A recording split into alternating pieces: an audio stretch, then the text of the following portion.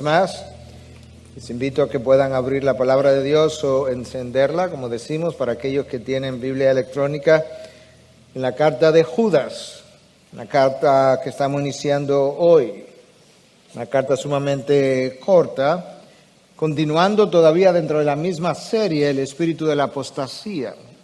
Habíamos terminado la segunda epístola de Pedro la vez pasada, estamos iniciando y a la vez continuando, iniciando la epístola de Judas y continuando la misma serie. Habíamos dicho que estas dos cartas tienen mucho en común, mucho más de lo que probablemente hasta ahora te había percatado, hasta el punto que algunos piensan que Judas con toda probabilidad consultó a Pedro, otros piensan que no, que Pedro consultó a Judas, y por esa razón, algunos le dan una fecha a esta carta y otros le dan otra, porque no está claro quién consultó a quién, pero ciertamente las similitudes son inmensas. Ambos están escribiendo en contra de falsos maestros que se han levantado y que están socavando la fe cristiana y por tanto están amenazando la vivencia del cristiano. Eso es como ocurre. Si tú socavas la fe cristiana, tú amenazas la vivencia del cristiano. Déjame darte una ilustración, varias ilustraciones de lo parecido que estas dos cartas son. Ambas hablan de falsos maestros con corrupción doctrinal y moral. Ambos autores nos advierten de que Dios no perdonó a los ángeles que no guardaron su lugar original y que los condenó a prisiones de oscuridad y que por tanto, si Dios hizo eso con ellos, que Él no pasaría por alto a estos falsos maestros ni a sus seguidores a la hora de Él hacer justicia. Ambos autores hacen mención de que estos falsos maestros rechazaban la autoridad y al mismo tiempo que eran capaces en su orgullo, en su forma irreverente de maldecir y blasfemar contra potestades o seres angelicales o celestiales. Ambos se refieren a falsos maestros como personas que hablan de lo que no entienden y que al no entender hablan como animales irracionales. Te imaginas que ambas cartas están hablando todas estas cosas con un lenguaje muy similar.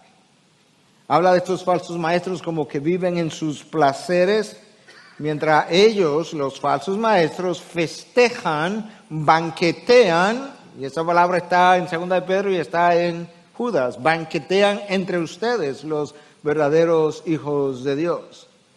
Ambos se refieren a estos hombres falsos. Se escucha, Pedro le llama manantiales sin agua y Judas le llama nubes sin agua. Muy parecido. Finalmente, tanto Pedro como Judas hablan de que en estos últimos días vendrían burladores. Burladores del Señor Jesucristo, burladores de su segunda venida, burladores de las cosas que nosotros creemos. Por eso es que los académicos hoy entienden, estos dos hombres debieron haber consultado, o quizás una tercera fuente de información que les suplió datos, entendimiento, iluminación común, o simplemente el Espíritu de Dios así quiso hacerlo con cada uno de ellos. No sabemos, pero eso te da una idea de por qué la mayoría de los comentarios tienen estas dos cartas juntas, una detrás de la otra. Es una carta corta. Sin embargo, es una carta intensa. Para mí, de todas las cartas breves que tú puedes encontrar en el Nuevo Testamento, esta es la carta más intensa, más desafiante, con un llamado de alerta extraordinario, con un sentido de advertencia, como pocas veces tú la podrías encontrar, y con un gran sentido de urgencia. Literalmente. El sentido de urgencia que la cultura latinoamericana frecuentemente no tiene, eso es lo que Judas quiere inyectarle a esta gente, que parece que eran latinoamericanos también. A pesar de su brevedad. Esta carta tiene un capítulo. Sin embargo, tiene muchas cosas, mucho contenido, tiene muchas cosas interesantes. Déjame darte alguna idea y con eso te resumo el capítulo entero, la carta entera. Judas toma una serie de triples, palabras triples para describir o conceptos para describir diferentes cosas o personas. Por ejemplo, los recipientes, la audiencia, lo vamos a ver en un momento, él les llama amados, llamados primeros, llamados, amados y guardados. En el saludo hay una oración o un deseo que sale de él y él habla de que la misericordia y el amor y la paz sea con ellos en abundancia. Ve notando los triplets. Les da 3 ejemplos de juicio. Israel en el desierto, los ángeles que fueron condenados a prisiones de oscuridad y la condenación de Sodoma y Gomorra.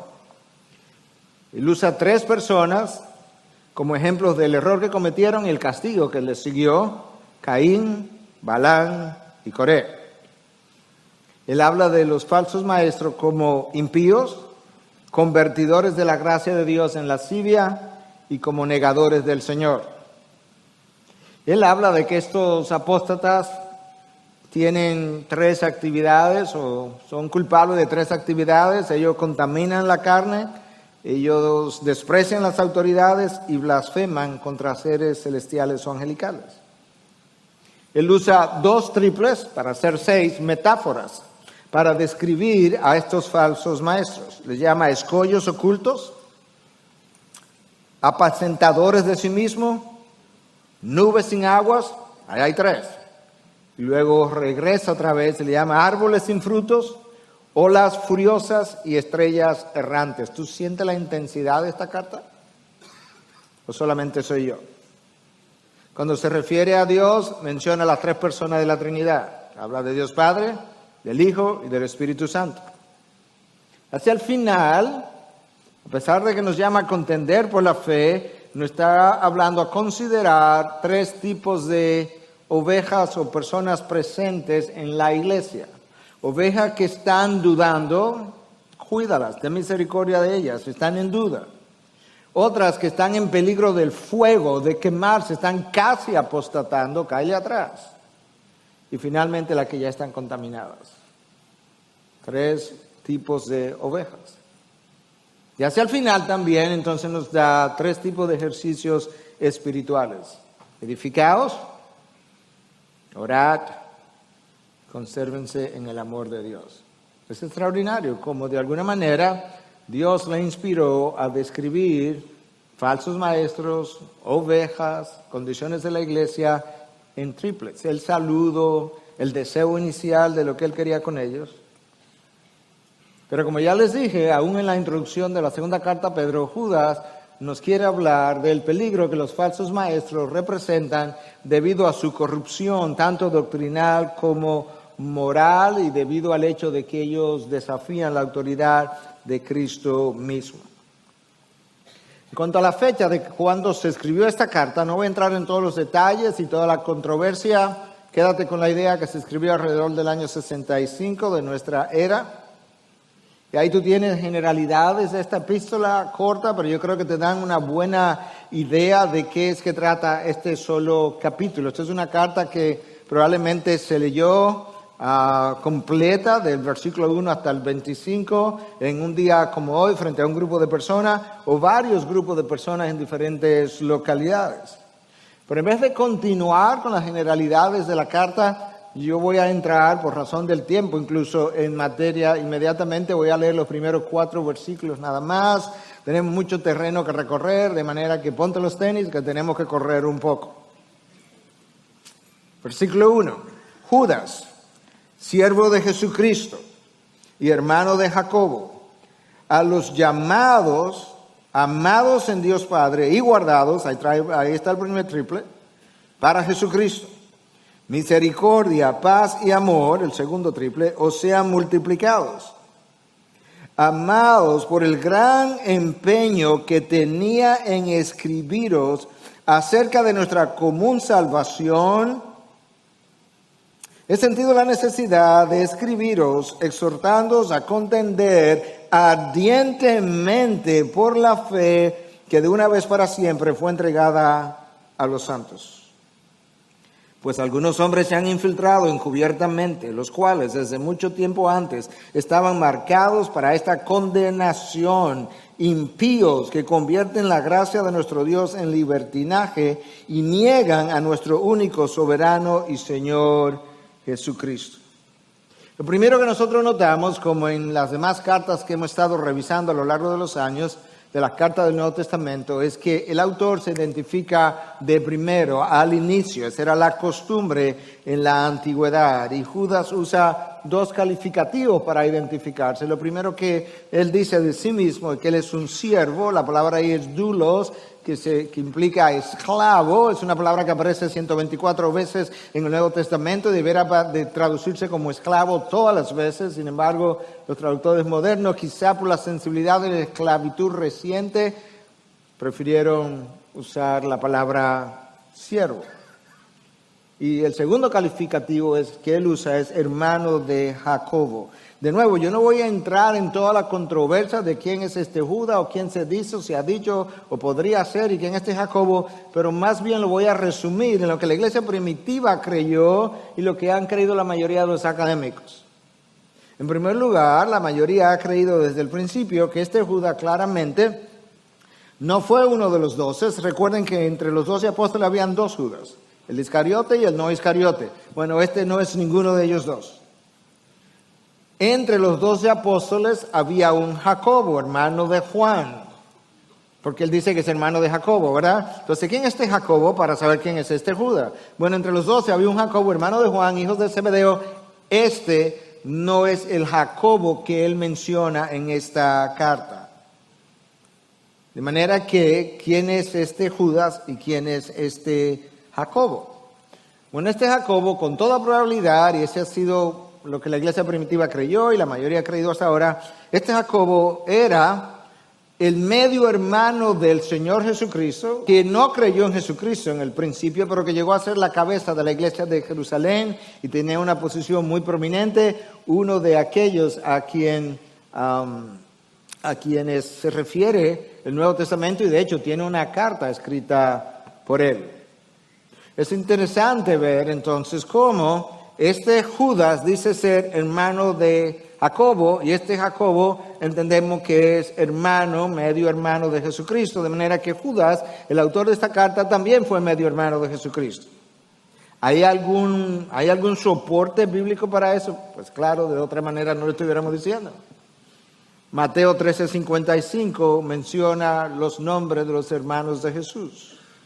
Jacobo, José, Simón, ¿quién más piensa? Y Judas.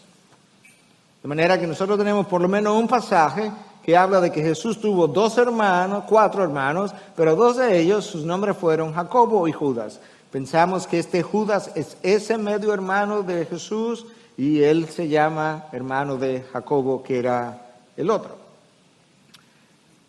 De manera que ellos no fueron apóstoles. Y no solamente que no fueron apóstoles, Marcos 3:21 nos dice que aún ni los hermanos de Jesús no creían en él. Estos fueron hermanos que posteriormente llegaron a creer en él. De hecho, pensaban ellos junto con quizás otros familiares que Jesús estaba fuera de sí en un momento dado.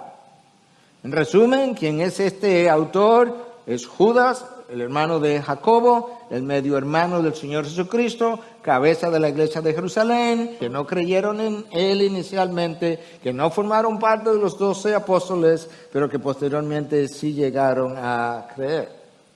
Entonces este Judas, al escribir la carta, en vez de identificarse como hermano del Señor Jesucristo, se identifica como siervo del Señor Jesucristo. En otras palabras, él está reconociendo como preponderante la relación espiritual que él guarda con nuestro Señor, más que la relación biológica que él guardó mientras Jesús pasaba por la tierra. Yo creo que eso tiene todo el sentido del mundo, porque es más importante la relación que tú guardas con Cristo espiritualmente que la relación que tú guardas con Él biológicamente. Eso fue así mientras Él estuvo vivo aquí y sigue siendo así en el día de hoy. Escucha este pasaje de Mateo 12, del versículo 46 al 50. Mientras Él aún estaba hablando a la multitud, Cristo, He aquí su madre y sus hermanos estaban afuera deseando hablar con él. Y alguien le dijo, he aquí tu madre y tus hermanos están afuera deseando hablar contigo. Tu madre biológica y tus hermanos biológicos quieren hablar contigo. Como que es lógico que tú debes parar lo que estás haciendo y salir a hablar con ellos o dejarlos entrar. Pero respondiendo él al que se lo decía, dijo, ¿quién es mi madre y quiénes son mis hermanos? Y extendiendo su mano hacia sus discípulos, dijo, he aquí mi madre y mis hermanos. Porque cualquiera que hace la voluntad de mi Padre que está en los cielos, ese es mi hermano y mi hermana y mi madre. La relación que tú guardas con Cristo espiritualmente es por mucho superior y más importante que la relación que guardas biológicamente aún en los labios de Jesús. De manera que ahora cuando Judas se describe como siervo de Jesucristo, él está reconociendo, él es mi amo, él es mi Señor, yo soy su siervo, aunque aquí fui su medio hermano. Ya vimos entonces la identificación del autor, ya tenemos una idea más clara de quién era. Ahora él pasa a desear, quizá a manera de oración, quizás oró estas cosas, tres cosas por ellos, por los recipientes de la carta. Misericordia, paz y amor os sean multiplicadas sobre todos ustedes.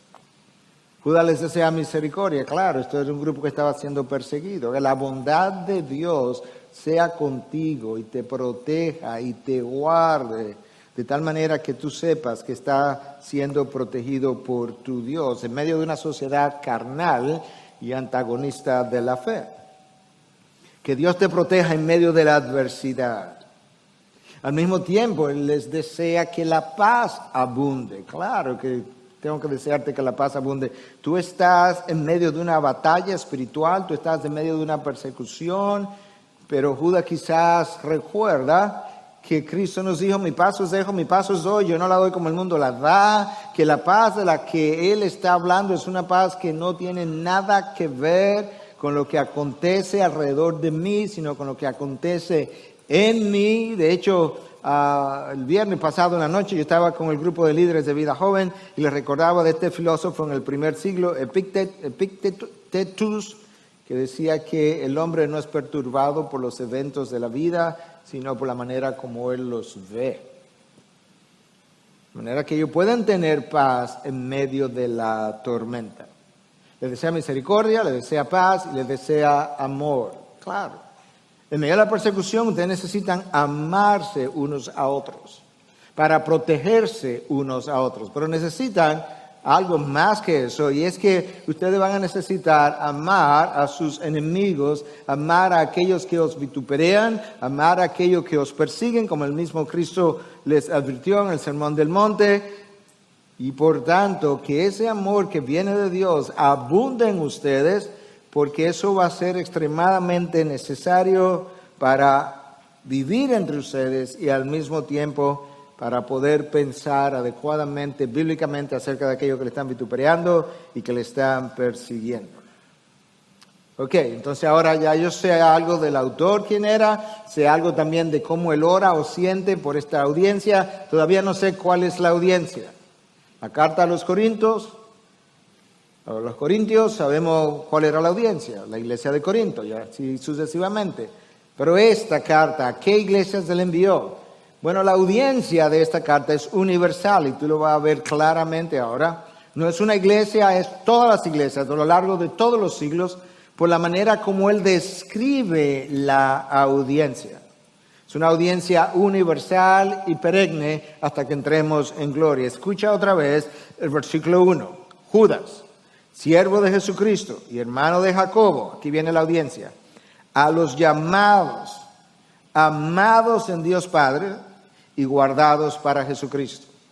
A los llamados, amados por el Padre y guardados para Jesucristo. Esos somos todos nosotros a lo largo de los siglos, porque ciertamente hemos sido llamados, ciertamente hemos sido amados y ciertamente estamos siendo preservados para Jesucristo. Pedro nos habla que nosotros estamos siendo guardados para recibir una herencia que no puede perecer, 1 Pedro 1:4. Estamos siendo guardados para recibir el cumplimiento de todas y cada una de las promesas que nos fueron hechas. Estamos siendo guardados porque hay recompensas especiales llamadas coronas en algunas de las porciones de la Biblia. Nosotros estamos siendo guardados para recibir nuestras recompensas. Cuando fuimos llamados desde antes de la fundación del mundo, Dios nos concibió. Romanos 8:28 nos dice que Dios nos concibió desde antes de la fundación del mundo y que fuimos llamados. Y esta es la secuencia. Primero fuimos llamados, Dios pensó en mí antes de crear el universo. ¿Te imaginas? Pensó en ti antes de que pudiera haber alguna creación. Y cuando pensó en ti, te apartó en su mente. Y todo solo necesitaba ocurrir el paso del tiempo. Entonces, si fuiste llamado, Pablo dice en Romanos 8:28, dadas las extraordinarias revelaciones que él recibió en ese tercer cielo y de otra forma, dice, todos los que fueron llamados, entonces fueron predestinados a salvación, y los predestinados fueron justificados en la cruz, y los justificados ya son glorificados, aunque eso todavía está por verse, pero en la mente de Dios ya se da como un hecho que tú fuiste glorificado, y esa elección que Dios hizo en el pasado, en el libro de Efesios se nos dice que fue en el amado, en Cristo Jesús. Y resulta que fuimos elegidos en el amado para ser conformados a la estatura y a la imagen del mismo amado. Wow. Todas las cosas cooperan para bien, para aquellos que son llamados conforme a su propósito, ahí está, pero para ser hecho conforme a la imagen de Dios. De tal forma que todo por lo que tú has pasado, por lo que estás pasando y por lo que va a pasar, tiene el propósito expreso de quitar de ti todo lo que no luce como Cristo y dejar en ti solamente la imagen de Cristo. Ahora, no solamente nos dice Judas que hemos sido llamados, sino que él quiere que esa gente perseguida entienda que su persecución no tiene nada que ver con que Dios no los ama, todo lo contrario, y por eso le dice, amados por el Padre. Nunca tenga la idea de que una dificultad en tu vida, por dolorosa que sea, es una expresión de que Dios se ha olvidado de ti o que no te ama. No, es todo lo contrario. Yo quiero que tú recuerdes, en medio de la dificultad, que el Dios que te ama no te tiene ahí olvidado, sino que tiene un propósito con tu dolor. Y la disposición de Dios cuando me amó, con amor eterno te he amado, cuando me amó en la eternidad pasada antes de la creación, la única razón por la que me amó fue porque brotó de él el deseo de amarme. Porque yo ni siquiera había nacido, ni exhibido ningún fruto bueno, y después que nací, ahí fue que las cosas empeoraron. ¿Te das cuenta lo especial que es el amor de Dios por ti y por mí? Algunos de ustedes tienen hijos e hijas, y en ocasiones hijos e hijas se han revolteado.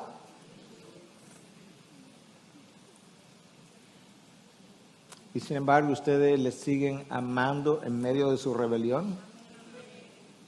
Ustedes no le están amando por las cosas buenas que está haciendo o su buen comportamiento. ¿Por qué le está amando? Simplemente porque hay una disposición natural en ti de amar a quien te pertenece como hijo o como hija. ¿Sí o no? Tú le perteneces a nuestro Dios y hay una disposición natural en Él de amarte porque tú eres suyo. ¿Me estás siguiendo o no me estás siguiendo? Eso es lo que Judas quiere, que yo pueda entender no solamente que soy llamado, es que soy amado por el Padre. De hecho, el amor de Dios tiene que ser tan así porque Cristo enseñó que si tú y yo amamos solamente a quienes nos aman, que eso no tiene ningún mérito. En otras palabras, Dios te amó cuando tú eras su enemigo. Romanos 5:10, antes de creer en Él, Dios era su enemigo y Dios me amaba. ¿Y por qué me amó? Porque Él tenía la misma disposición hacia mí desde toda la eternidad y por eso me estaba amando en mi enemistad. Y luego Cristo me dice, los impíos, los gentiles, aman a quienes les aman, eso es natural. El amor al que Dios le da crédito es el amor que tú tienes por alguien que no te ama como Dios ama incondicionalmente. Y de ahí el llamado a amar aún a nuestros enemigos. Entonces esta carta es enviada a todos los llamados, a todos los que son amados por Dios, y esa es mi seguridad de salvación. Mi seguridad de salvación no está tanto en mi obediencia, aunque eso es vital, pero no es ahí donde descansa. Porque si descansara en mi obediencia, tú y yo nos vamos a perder. Mi seguridad de salvación descansa, número 1, en que fui amado, y lo que Dios comienza, Dios termina. Número 2, en que soy amados por Dios, y el amor de Dios es eterno, lo que implica que lo que Él comenzó en el pasado, cuando comenzó a amarme, Él continuará haciendo hasta el resto de la eternidad, lo cual es interminable. Por eso yo tengo garantía de mi salvación, y finalmente tengo garantía de mi salvación porque no solamente fuimos llamados, no solamente somos amados por Dios, sino que estamos siendo guardados por Dios para Jesucristo. Tú entiendes el privilegio que tú tienes, el que te guarda, el que te preserva y que luego te va a entregar a Cristo mismo, es el Espíritu de Dios que mora en ti. ¡Wow!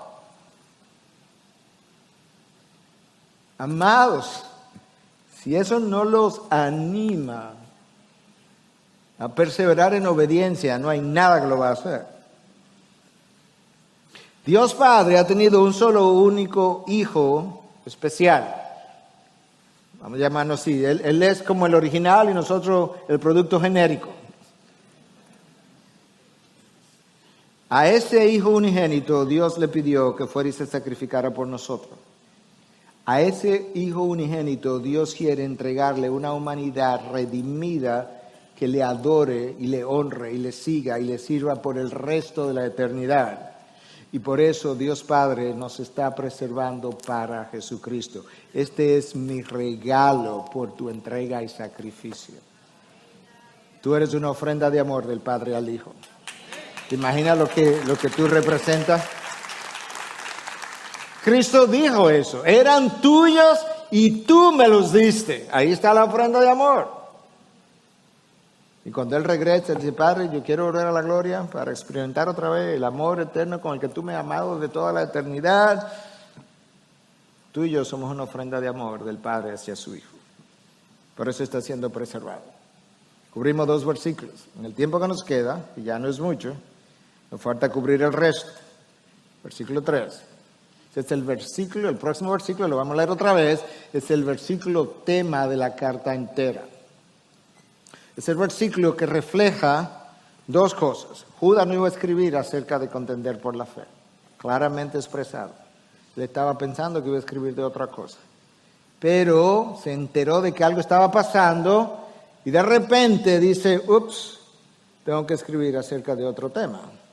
Te lo voy a leer en la Biblia de las Américas, te lo voy a leer de la Nueva Traducción Viviente y te quedará claro entonces qué fue lo que pasó.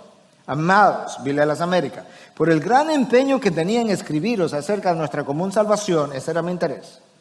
He sentido la necesidad de escribiros exhortándoos a contender ardientemente por la fe que de una vez para siempre fue entregada a los santos.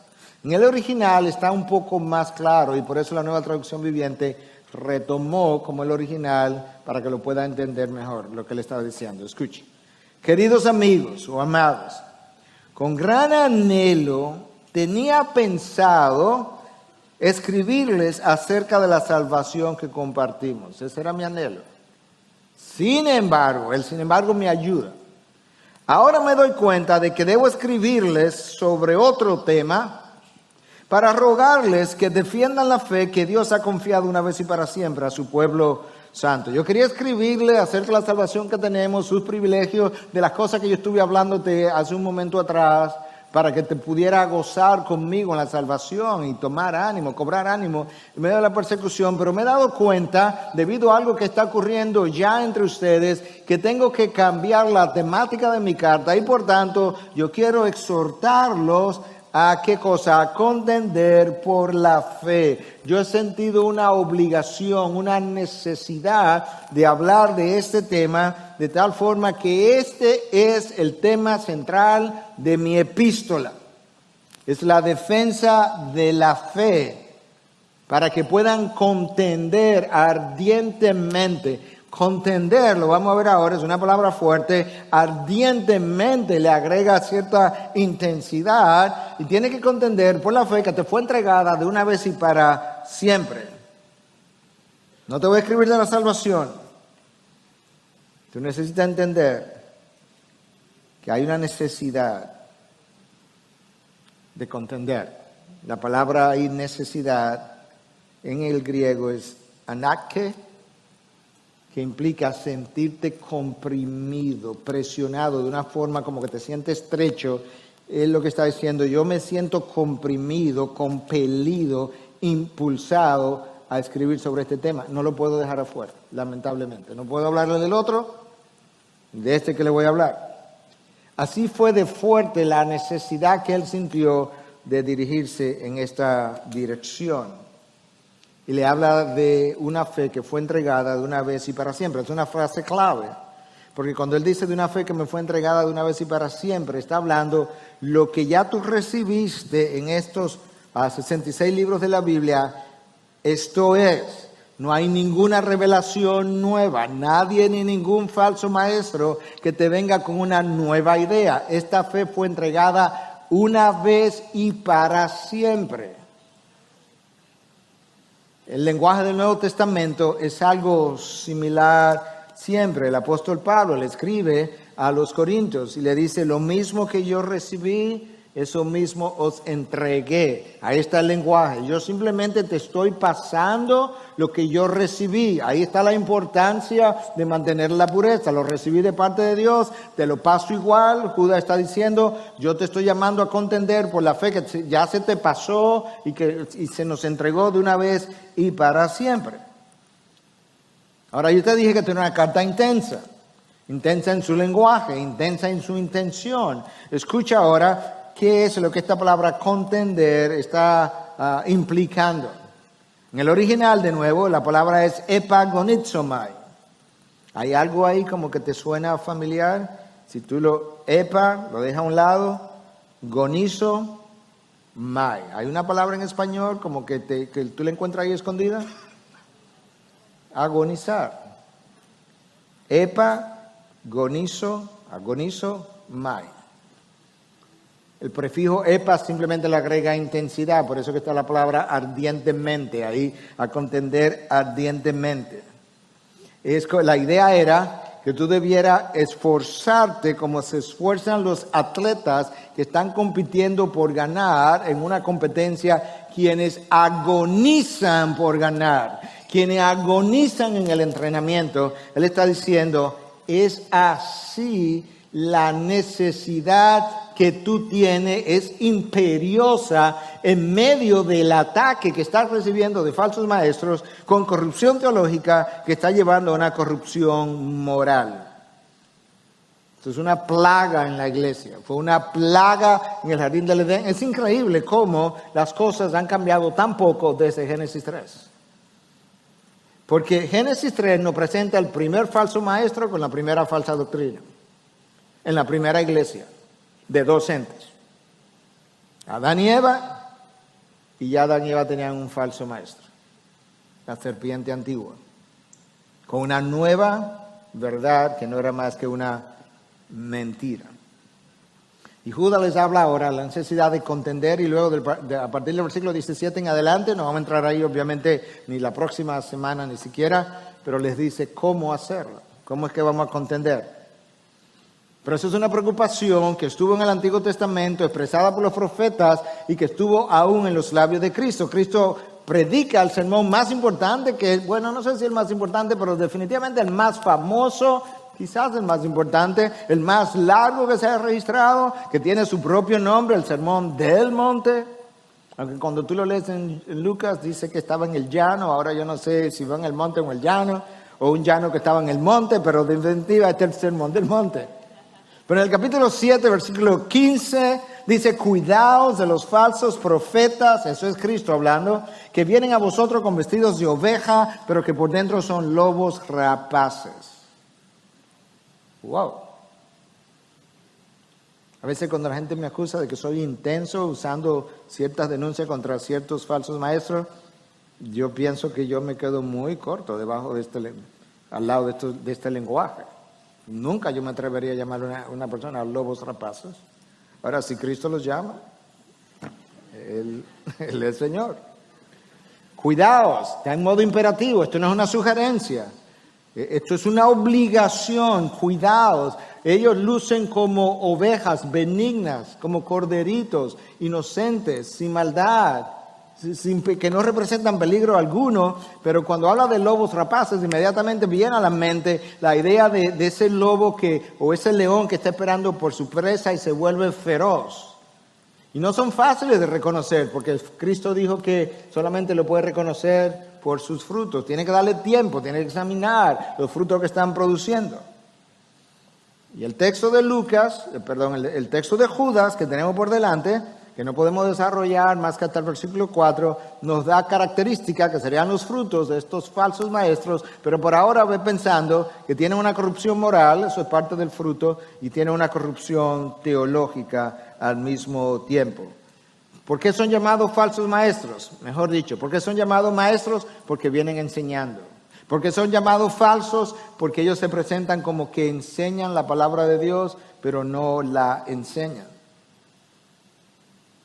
Muchas veces la problemática con el falso maestro ni siquiera es lo que enseña, es lo que no enseña. Es lo que no deja ver. Y de hecho, eso fue algo que Dios reveló a través del profeta Jeremías. En Jeremías 23, versículo 22, escucha lo que Dios dice a través de su profeta, hablando de los falsos profetas. Si hubieran estado en mi presencia y me hubieran escuchado, habrían hablado mis palabras. Ese fue el problema. Y habrían hecho que mi pueblo se apartara de sus malos caminos y sus malas acciones.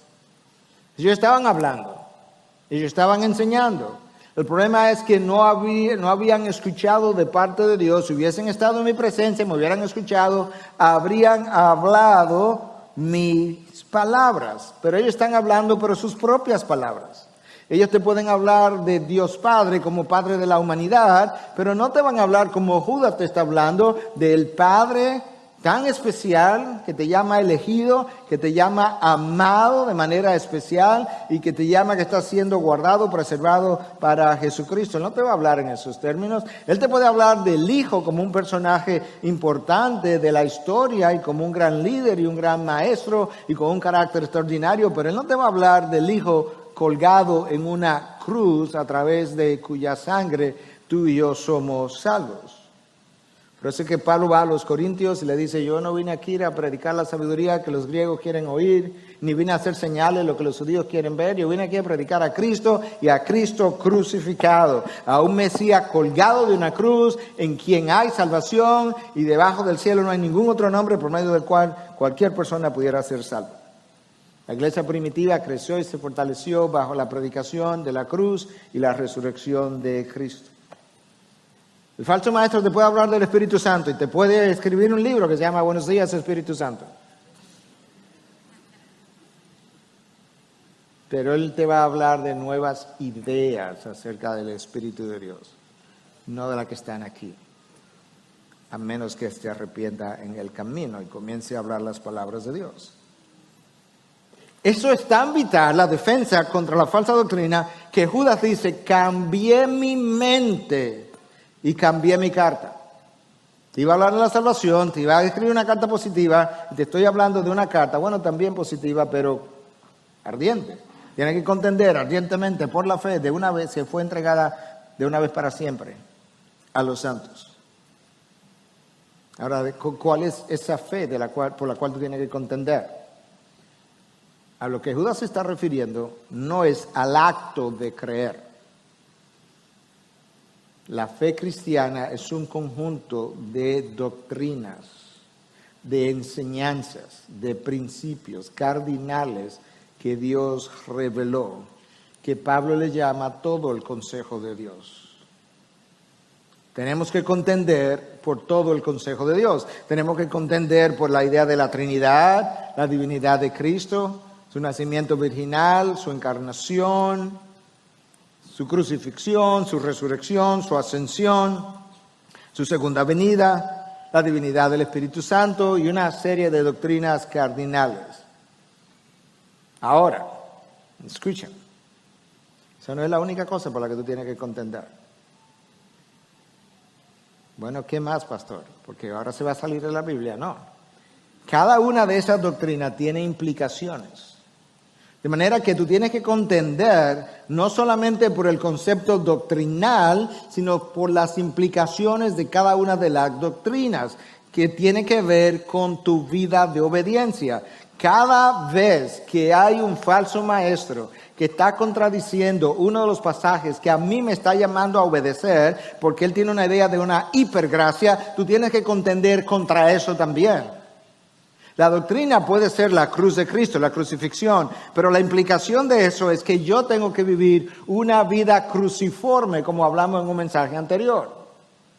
Yo tengo que tener una vida cruzcéntrica y eso es un mensaje, un mandato a la obediencia. Cuando viene un falso maestro como estos que vinieron y quieren hacer uso de la gracia y convertirla en hipergracia, y quiere que yo no me sienta compelido a obedecer absolutamente nada, porque eso hablaría de que yo estoy siguiendo la ley, tú tienes que contender en contra de eso también. ¿Quedó claro eso? Porque eso es tan presente hoy como lo fue ayer. La persona que no cree en la obediencia a los mandatos de Dios le llamamos antinomianos. Anti, a lo que es en contra de, y nomos es ley, en contra de la ley de Dios o la ley de Cristo, como habla el Nuevo Testamento.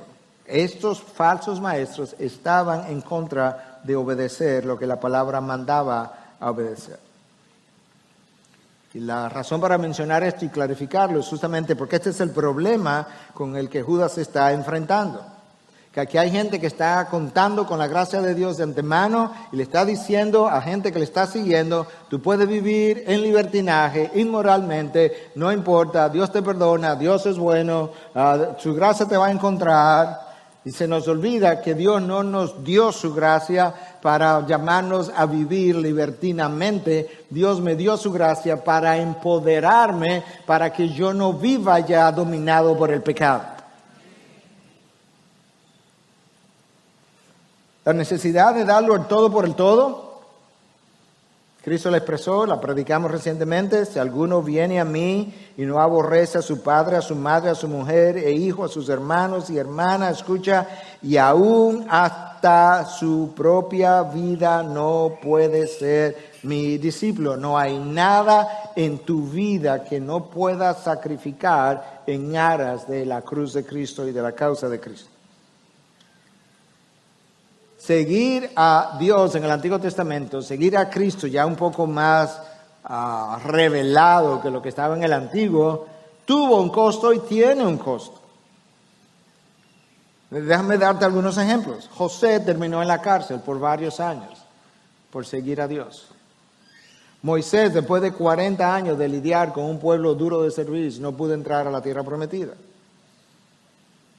Ahora escucha esto, a ver, algunos de nosotros los hombres, ¿cómo nos gustaría esto? Oseas se le pide que se case con una prostituta. No, con una prostituta recurrente.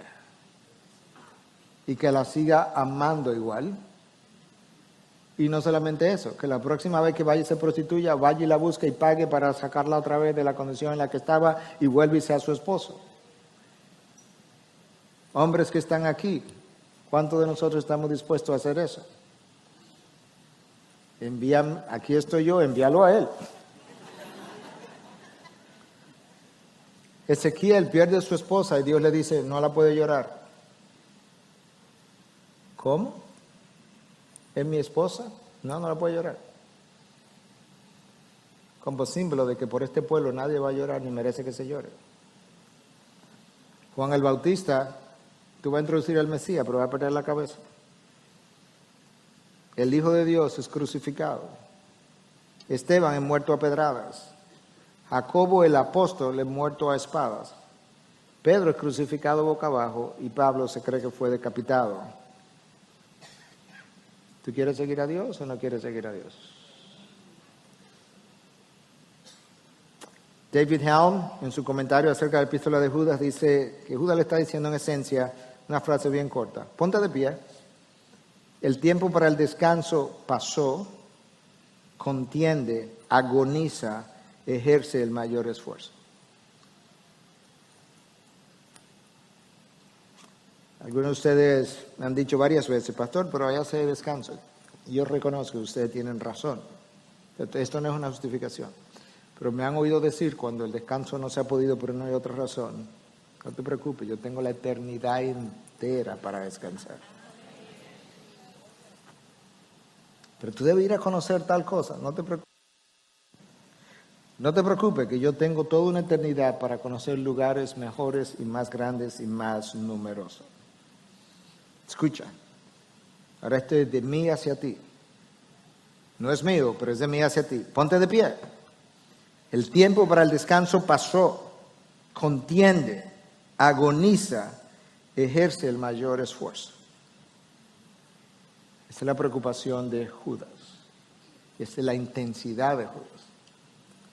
Ahora él va a revelar qué es lo que ha pasado. Recuerda que él iba a escribir de una cosa, cambió el tema, escribió acerca de otra, pero si no hemos leído más adelante, todavía no sé qué fue lo que pasó.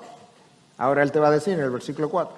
Pues, o sea, el pues me dice, ok, esto del versículo 3 está conectado con el 4. Pues, pasó esto. Algunos hombres se han infiltrado encubiertamente, los cuales desde mucho antes estaban marcados para esta condenación, impíos que convierten la gracia de nuestro Dios en libertinaje y niegan a nuestro único soberano y Señor Jesucristo. Esa es la razón. De alguna manera me enteré que hombres se han infiltrado entre ustedes, hombres impíos, hombres malvados, y resulta que están tomando la gracia de Dios, convirtiéndola en libertinaje, enseñando a otros que esa es la forma de vivir, y al mismo tiempo están negando a nuestro único soberano Señor. Están negando la autoridad de Cristo sobre ellos y sobre ustedes.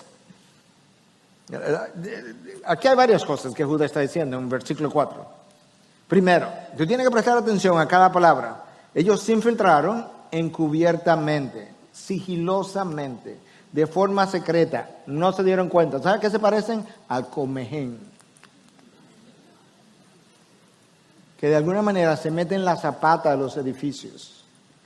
Edificio 3, 4 y 5 pisos, y comienza y aparece en el piso 1, por los tomacorrientes, por las paredes, y comienza a destruir madera y muebles. Y todavía tú no los ves hasta que tú abres un mueble un día y te encuentras con todo este polvazo, y tú dices, ¿y esto? Como los termitas.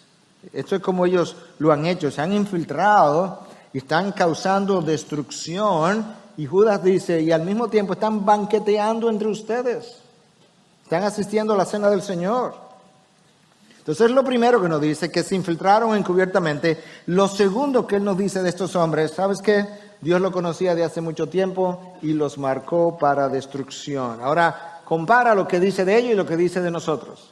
Nosotros fuimos marcados para salvación hace mucho tiempo. Estos hombres fueron marcados para condenación también hace mucho tiempo. ¿No estás contento que tú no eres de aquel grupo y eres de este grupo? Si no estás seguro, asegúrate de cuál grupo tú estás o en qué grupo estás. Lo único que faltaba era que su castigo le llegara, pero Judas y Pedro en su segunda carta le dicen, ¿sabes qué? Dios no perdonó a los ángeles que no guardaron su posición original. Tu salvación original, si tú no la has guardado en el sentido de cuidarla con temor y temblor, no pienses que el castigo no te va a llegar. Estos hombres son calificados como impíos, le hacen malvados, incrédulos, hombres inmorales, que abusaron de la gracia de Dios para vivir libertinamente. La palabra ahí traducida como libertinaje, déjame leerte lo que esta fuente dice del lenguaje original. Originalmente, esa palabra libertinaje se refería a cualquier exceso o falta de moderación, pero llegó a transmitir la idea de un exceso desvergonzado y la ausencia de moderación, especialmente con el exceso sexual. ¿Eso es siglo I o siglo XXI? Porque ahora mismo hay un exceso desvergonzado de inmoralidad sexual, o ustedes no lo ven. Porque si no lo ven, ustedes tienen problemas. Porque es tan obvio. Lo peor de todo es que esta gente estaba pecando, contando con la gracia de Dios por adelantado. Es como que van a ir al banco de la gracia y le van a decir, dame $50,000 de gracia por adelantado, con los cuales yo voy a pecar. Porque al final ni voy a tener que pagarlo, Dios me lo va a perdonar, los $50,000 de gracia. Y Judas le está diciendo, no es así. Dios no nos dio la gracia para vivir de esa manera. Por eso cuando Pablo dice, donde abundó el pecado, abundó la gracia, él dice, Pablo, ¿y entonces qué? ¿Que vamos a pecar más? De ningún modo. ¿Cómo se te ocurre tal pensamiento? También Judas dice de esta gente que tenían una corrupción doctrinal. Su corrupción no era solamente moral del libertinaje, también era doctrinal. ¿Por qué? Porque ellos estaban negando al único soberano Señor Jesucristo, dice Judas. ¿Y cómo lo negaban? ¿Cómo vivían? Hermanos, cuando tú no vives conforme a lo que cuando yo no vivo conforme a lo que la palabra de Dios manda, en ese momento, durante ese tiempo, yo estoy negando a Cristo. Yo te lo voy a leer al final. Directamente de Dios, escrito por el dedo de Dios. Que la forma como tú y yo vivimos, o lo afirma o lo niega. La idea es que o Cristo es Señor de toda tu vida, o no es Señor de nada. No hay señorío parcial. Si pensaba que había un señorío parcial, bájate de ese caballo. Judas está diciendo, aquí hay gente que está negando a Cristo. Pedro dice en su segunda carta que él está contendiendo, escribiendo en contra de hombres también y bajos falsos maestros que estaban negando a Cristo. La cristología o el estudio de la doctrina de Cristo ha estado bajo ataque desde la antigüedad. En el IV siglo hubo que pelear a la divinidad de Cristo. En el famoso concilio, hubo que hacer un concilio de Nicea para defender la divinidad de Cristo, porque se levantó un obispo de Alejandría, de nombre Ario, que estaba negando la divinidad de Cristo. Y 300 obispos se reunieron y dieron entonces finalmente, hicieron una declaración doctrinal del credo de Nicea. Para aquellos de ustedes que piensan que los credos, nada más los católicos tienen credos, no, la historia cristiana está llena de credos para defender la fe cristiana. En el siglo V hubo que hacer otro concilio para defender la cristología, el concilio de Calcedonia. ¿Por qué? Porque había gente que estaba negando las dos naturalezas de Cristo, la naturaleza humana y la naturaleza divina. Y finalmente se produjo otro credo para afirmar la unión permanente, indivisible, sin confusión de la naturaleza humana y la naturaleza divina. En el siglo XIX, otra vez la cristología estaba bajo ataque, hablando del Cristo histórico, y ahora ya Cristo nos dijo la gran mayoría de las cosas que supuestamente Él enseñó, no las enseñó Él, y eso siguió en el siglo XX y ha seguido al siglo XXI. La cristología ha estado bajo ataque todo el tiempo. Siglo I, segunda de Pedro. Aquí hay gente que está negando a Cristo. Judas, aquí hay gente que está negando el señorío de Cristo, su autoridad. Pedro, aquí hay gente que está negando su segunda venida. Ahora lo interesante es, y lo doloroso, es que la corrupción doctrinal de la negación de Cristo produjo una corrupción moral. Mira cómo es que se da, porque se da a veces así y luego a veces se da así. A veces la corrupción doctrinal viene primero. Y como la doctrina es el marco de referencia, lo que me dice a mí dónde yo puedo moverme, lo que puedo hacer y no puedo hacer, si corrompo la doctrina yo voy a terminar una corrupción moral porque la doctrina ahora quedó abierta. Entonces a veces lo primero que se corrompe la doctrina y luego mi estilo de vida. Otras veces es mi estilo de vida primero y luego yo tengo que regresar a la doctrina para adaptarla y justificar mi estilo de vida. En otras palabras, yo peco y luego creo una cosmovisión para justificar mi pecado. El mejor ejemplo de eso en la historia, tengo que terminar porque ya me pasé, pero voy a terminar. El mejor ejemplo de eso en la historia es Rousseau. Rousseau tuvo 5 hijos, nunca le puso nombre a ninguno, lo abandonó en un orfanato y luego creó una ideología de que el Estado debiera educar a los hijos. Claro, para justificar el abandono de tus 5 hijos a quien ni siquiera nombraste. Él pecó primero y luego creó la cosmovisión para justificar su pecado. Entonces a veces tú corrompes la doctrina primero y luego te corrompes moralmente, otra vez yo me corrompo moralmente y luego creo y distorsiono la doctrina para justificar mi estilo de vida. El estilo de vida de estos falsos maestros estaba negando a Cristo. Como te dije que te lo iba a leer directamente del dedo de Dios, que el estilo de vida nuestro afirma o niega a Cristo, ahora te lo voy a leer, Tito 1:16, hablando de personas que, comillas, profesan conocer a Dios, pero con sus hechos lo niegan. Ahí está. Pablo le dice a Tito, tú puedes profesar a Dios todo lo que tú quieras. Déjame ver tu estilo de vida. Eso es lo que Santiago dice, el medio hermano de Jesús, hermano de este Judas. Cuando él dice, enséñame tu fe, yo te voy a enseñar mis obras. En otras palabras, mi estilo de vida te va a hablar de mi fe. Y Pablo le dice a Tito, Tito, cuídate de personas que profesan conocer a Dios, pero con sus hechos lo niegan. Eso es lo que estaba pasando, que preocupó a Judas y que hizo que Judas dijera, ups, no puedo hablar de salvación, ahora tengo que hablar de contender por la fe que nos trajo la salvación. Porque los creyentes se están desviando detrás de una hipergracia profesada por maestros que ya están dentro porque entraron secretamente y que están animando a los hermanos a vivir en libertinaje, negando la autoridad del mismo Señor soberano del cielo y la tierra.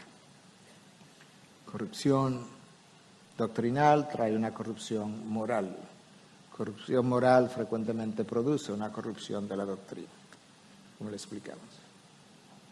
Mi desafío para ti hoy es que ciertamente Cristo sea Señor de toda tu vida, de cómo tú piensas, de tus motivaciones, de tus excusas, de tus explicaciones,